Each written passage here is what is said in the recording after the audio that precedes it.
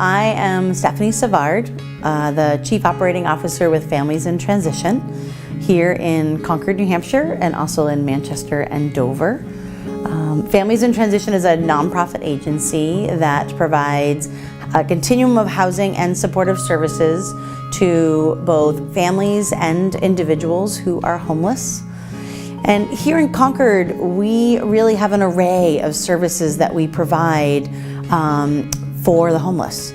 So one of the programs that we have is a transitional and permanent supportive housing program for families and single adults.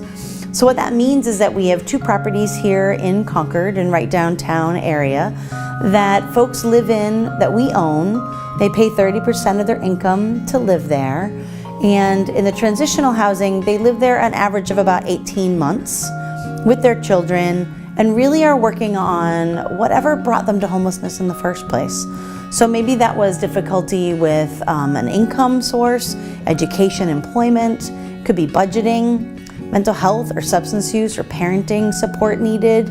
And so really when they're living in our transitional or even our permanent supported housing, it's about figuring out what was the barriers to maintaining housing in the past, how to maintain the housing while they're at Families in Transition, and then being able to move into the community after that and sustain that housing from there. In supportive housing, folks stay an average of 3 years. They may stay longer if they need that length of time to be able to get more stable if crisis hits for themselves, or it's just that they need supportive services longer. That's okay, but it usually is an average of 3 years. And so the services are the same. They basically receive case management by our housing advocates. We have workshops that we offer on a variety of topics like budgeting, relationships, anger management, education, etc. All those things that will help them with those barriers I talked about earlier. And we also then have what are called socially fits, which are really just an opportunity to help folks get out of their apartments. A big symptom of homelessness is isolation. And so what we know, whether they're with children or singles, it's how do we get them to come and connect with their community. And so we have dinners on a monthly basis that community members volunteer to come in and provide the meal so that our participants in our program can get out of their apartments, connect with each other, and start to build a better community for themselves. So then the 2 other programs that we have at Families in Transition are community programs. And what that means is that Families in Transition helps them find housing in the community of Concord or surrounding towns. So it's not buildings that we own, but it is programs where the community program that we've had for over 10 years works with both chronically homeless single adults as well as families to rent apartments in the community. Families in Transition rents those apartments ourselves, and then our participants move in, pay 30% of their income. Families in Transition pays the landlord to make sure that we're sustaining that housing long term and pays a subsidy of that balance of the rent. And so the services are the same case management, but it is people living in the community on their own.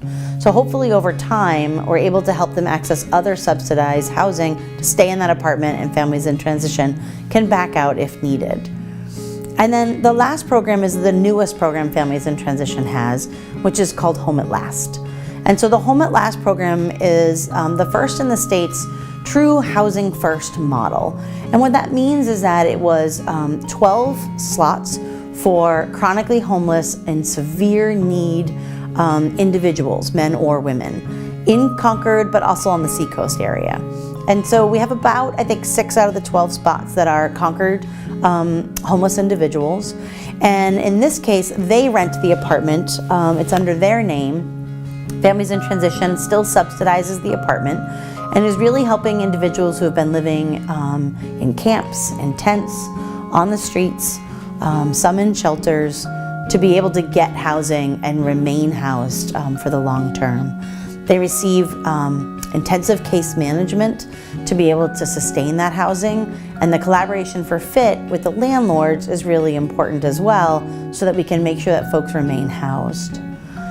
And so I think when I think about the community and ways that people can be supportive for any of these programs, at Families in Transition there's a variety of ways that people can get involved. It may be that someone wants to just support how we fund programs like this. And for us, that is the Outfitters Thrift Store boutique that we have here in Concord. Folks can go in and help sort the products that are donated to the thrift store and help us get them out on the floor to be sold to community members. People can shop at this boutique to help support programs like I just described. In addition, folks can come and groups can come and do socially fits, or even if someone has a special skill around a workshop that might be interesting, they could come in and offer a workshop. You know, maybe they're interested in time management, or maybe it's budgeting, and they could come in and run a workshop for some of our participants. So there are a lot of things the community can do to get involved. And then the last thing that I can think of is what we call essential basket drives. When our folks move into their housing, they often are coming with not a lot to suit up their apartment. And so we try to provide things like essential items that they may not be able to access on their own, like towels, plates, cleaning products, you know, things for their kitchen or their bathrooms or even their bedrooms, bedding, that will help them maintain that apartment in a nice warm way in their home. So people can have drives where they donate those items to support someone who newly moved into their apartment, and we can make sure that everybody moves in and lives in an apartment that can be their home right away. To volunteer at Families in Transition really can be individualized based on what you're interested in doing. So let's say, for example, you're interested in volunteering at the boutique. You can come once a month. You can say, I want to come the first Saturday of every month and volunteer, or I want to come every week on Wednesday mornings. So it really is pretty individualized in that regard. If it's a group wanting to do a socially fit, then really it is committing to maybe it's a one-time party that they put on, but maybe it's, you know, coming every third Thursday of the month to do a socially fit dinner. When someone wants to get involved, they can contact our main office in Manchester.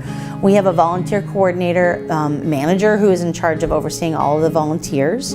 And so they can get in touch with our main office at 641-9441, or they can go online. There's a volunteer application at www.fitnh.org and access the volunteer application to fill out from there to be able to come and support our agency, but more importantly, the individuals in your community who really need support with their stable housing.